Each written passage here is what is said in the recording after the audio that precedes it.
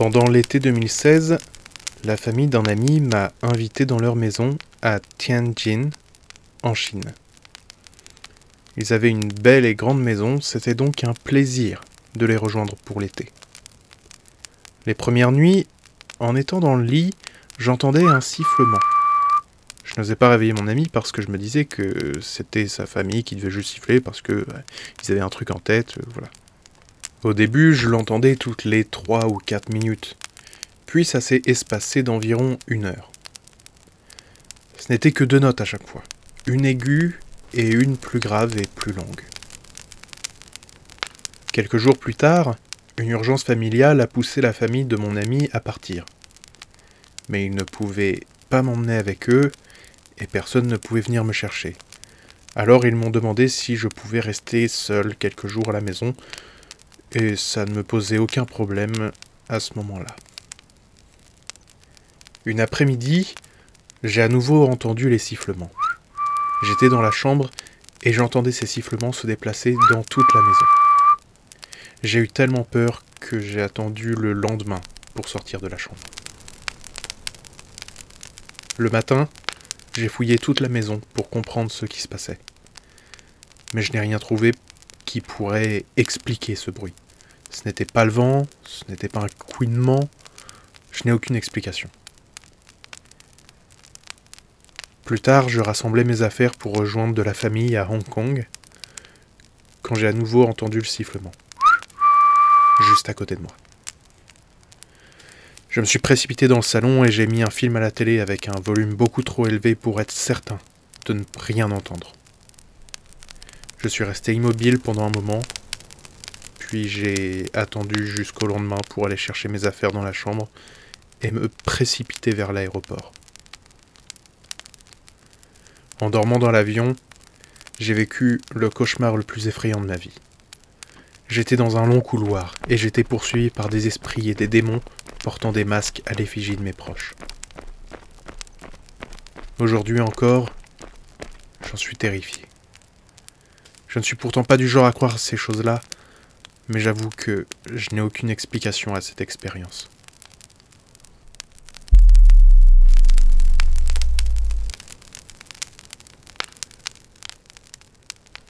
Vous emménagez dans un beau quartier autour d'un lac, et vous rencontrez vos voisins. Tout se passe pour le mieux. Une vieille femme vous offre même du gâteau. Alors que vous rentrez chez vous, vous vous tournez vers le lac, et vous êtes certain de voir quelque chose d'énorme sous l'eau. Cela vous effraie. Vous vous dépêchez de rentrer chez vous. Il fait maintenant nuit, mais vous n'arrivez pas à retirer de votre esprit ce que vous avez vu. Vous vous dites que vous deviez simplement être fatigué de l'emménagement et que vous avez imaginé quelque chose. Alors, vous allez vous coucher. Durant la nuit, vous faites un rêve étrange. Vous êtes sous l'eau, dans l'obscurité la plus complète. Mais il y a une lampe torche à proximité de vous. Alors que vous l'attrapez, vous sentez la pression de l'eau augmenter drastiquement et quelque chose arrive derrière vous. Alors que vous vous retournez pour voir ce que c'est, vous vous réveillez, couvert de sueur. Ce rêve revient régulièrement et à chaque fois vous vous réveillez de plus en plus couvert de sueur. Vous vous dites que vous devenez fou, mais vous vous rassurez en vous disant que c'est un endroit sûr et qu'il n'y a aucun problème. Après quelques mois, vous arrêtez de faire ce rêve. Même, vous commencez à l'oublier. Vous prenez un bain. Vous faites couler l'eau et vous vous préparez. En voyant l'eau remplir la baignoire, un lointain souvenir de ce rêve vous revient. Mais vous le balayez de votre esprit sans difficulté, et vous rentrez dans la baignoire. Vous commencez à vous détendre, et vous commencez à sentir la fatigue vous gagner. Vous vous endormez avant même de vous en rendre compte. Alors que vous ouvrez les yeux, vous vous retrouvez à nouveau dans ce rêve. Mais cette fois, tout semble plus réel et plus obscur qu'auparavant. Vous voyez la lampe torche et vous nagez vers elle. Une fois en main, vous vous rendez compte que vous n'avez aucune idée d'où vous êtes. Pire, vous ne sauriez dire comment remonter, ou même plonger. Le monde n'a plus de sens. Vous paniquez et vous commencez à vous débattre dans l'eau. En faisant cela, vous sentez la pression de l'eau augmenter. Vous savez que quelque chose arrive, mais vous ne savez pas où. Vous vous retournez soudainement et vous vous réveillez. Votre visage est à moitié sous l'eau. Vous vous redressez pour reprendre votre souffle. Vous sortez de l'eau, vous vous séchez et allez vite vous coucher. Le lendemain, vous décidez d'aller courir. Du coin de l'œil, vous êtes certain d'avoir vu quelque chose sortir de l'eau et attraper quelque chose qui volait au-dessus du lac. Vous êtes terrifié et vous courez jusqu'à la maison.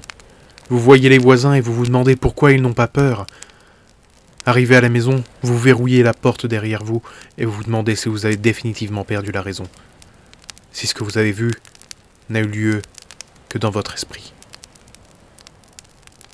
Après ça, vous évitez de sortir de chez vous. Un jour, vous devez faire les courses.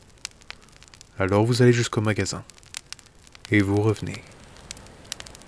C'est alors que vous marchez dans une flaque d'eau. La lumière du monde s'efface sous vos yeux alors que l'oppression obscure et sous-marine vous enserre. Vous êtes sous l'eau, mais vous pouvez respirer. Vous voyez une source de lumière, vous nagez vers elle. C'est une lampe torche. Vous regardez autour de vous, mais vous ne voyez aucun signe de vie. Vous commencez à chercher une sortie, mais vous perdez lentement conscience d'où vous vous trouvez. Vous angoissez, vous vous débattez dans l'eau. Vous vous fatiguez rapidement et vous sentez la pression de l'eau augmenter. Vous sentez que quelque chose de froid arrive derrière vous. Vous prenez une grande respiration alors que vous sentez quelque chose vous frôler. Vous vous retournez et vous braquez la lumière de la lampe sur la créature. C'est une abomination. La peur vous fait lâcher la lampe qui continue d'éclairer la créature quelque temps avant de descendre dans les profondeurs. La créature est titanesque. La créature est affamée.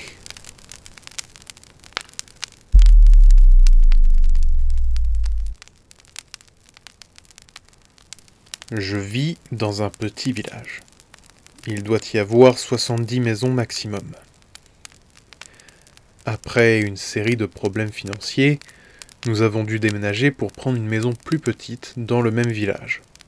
Une maison mitoyenne à 2 autres sur les côtés. La maison sur notre gauche était plutôt normale, jusqu'à ce que la petite fille de la maison dise qu'elle avait vu le fantôme d'un enfant. Plutôt étrange, n'est-ce pas? Eh bien, ce n'est rien par rapport à ce que je vais vous raconter. Quelques jours après cela, pendant la nuit, moi et ma sœur dormions dans la même chambre. Le mur de la chambre était collé à la maison de notre droite. Ma sœur se réveilla après avoir entendu des bruits de pas lourds de l'autre côté de ce mur. Elle vint me réveiller en me disant que ça lui faisait peur. N'ayant rien entendu, j'ai collé mon oreille contre le mur. C'est alors que j'ai entendu des grattements contre le mur. Surpris, je me suis tourné vers ma sœur, ne comprenais pas ce qu'il se passait. C'est à cet instant que nous avons entendu clairement une vieille femme nous appeler par nos prénoms, de l'autre côté du mur. Nous nous sommes précipités dans mon lit et cachés sous les couvertures. La maison sur notre droite n'était pas habitée.